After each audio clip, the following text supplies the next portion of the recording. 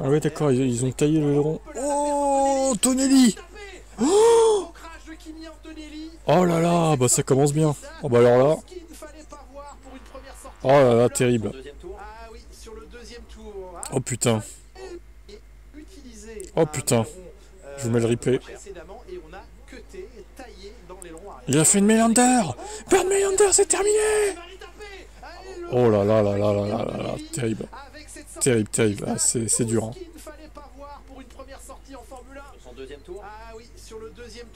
Il va niquer la saison 2025 de Mercedes si la voiture est bonne. Apparemment, le contrat avec Aston va être ouvert. Ah ouais, t'as vu ça où? Bah en vrai, ce serait pas mal. Ah là là, terrible, Antonelli, qu'est-ce qu'il fait là? Il a fait une Melander. Mais évidemment, c'est une situation qu'on va qualifier de gênante, Jacques Villeneuve. C'est gênante, c'est vendredi, il n'a pas attaqué, il doit faire que des tours. Bon bah Russell, il doit bien rager de voir ses voitures détruites en plus. Ça, oui, non.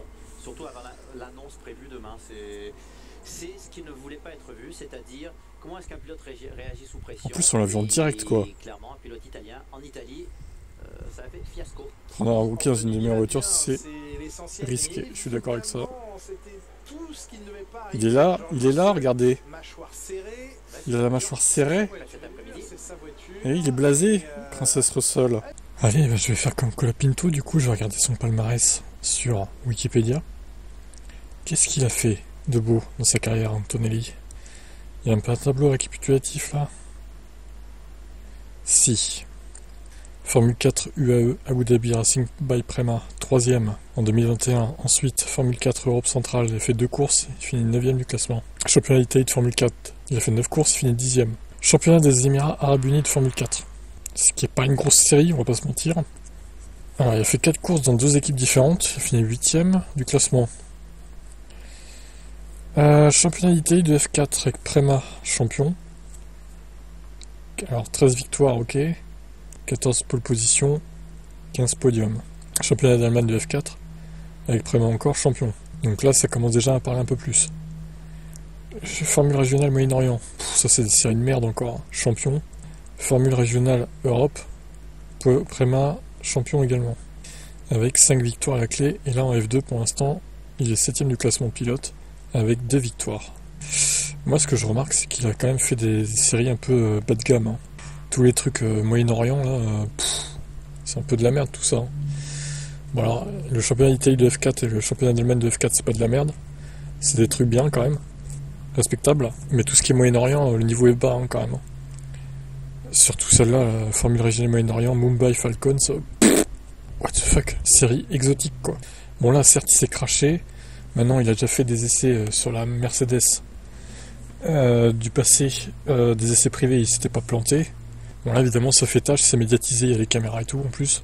Sachant qu'en plus il doit être annoncé comme titulaire demain, est-ce que ça va remettre en cause sa signature? Je pense pas, mais bon. Alors la question maintenant qu'on peut se poser, est-ce qu'il mérite de débarquer chez Mercedes directement, au vu de ces statistiques qu'on vient d'évoquer, en Formule 1?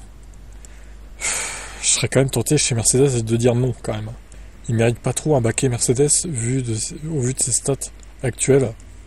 Le plus réaliste, ça serait de lui faire une deuxième saison de F2 pour qu'il soit champion de F2. Parce que là, il finira quoi, 6ème, 7ème au mieux. Il pourra pas être champion. Donc c'est un peu juste quoi. Pour moi, le plus réaliste, ça serait en 2025 une deuxième saison de F2 pour qu'il joue le titre. Et là, en 2026, il monte en F1 chez Mercedes, pourquoi pas. Mais le truc, c'est qu'il faudrait tout chambouler chez Mercedes. Il faudrait trouver un pilote bouche-trou qui accepte d'être 1 an dans l'équipe. Alors, ça peut se trouver, hein. Il peut y avoir Mick Schumacher, par exemple. Il serait bien content de rouler même, ne serait-ce qu'1 an chez Mercedes, je pense, pour essayer de prouver au monde entier qu'il a le niveau pour Mercedes, du coup, et pour les F1 en général. Sinon, tu ramènes Bottas, 1 an, il serait pas contre non plus, je pense, de revenir 1 an chez Mercedes. Mais le truc, c'est que si en 2026, t'as Verstappen qui frappe à la porte de Mercedes, qu'est-ce que ferait Mercedes, du coup? Est-ce qu'il prendrait Max pour virer Russell et prendre Antonelli avec? C'est vraiment compliqué quoi. Il y a plusieurs scénarios possibles et je pense que de toute façon ils ont déjà décidé et Antonelli sera en F1 l'année prochaine, quoi qu'il arrive. Même s'il fait que de se cracher en F2 les courses qui restent quoi. Quel est votre avis sur Antonelli? Est-ce qu'il mérite vraiment d'aller en F1 ou pas? Et surtout chez Mercedes direct? Ciao.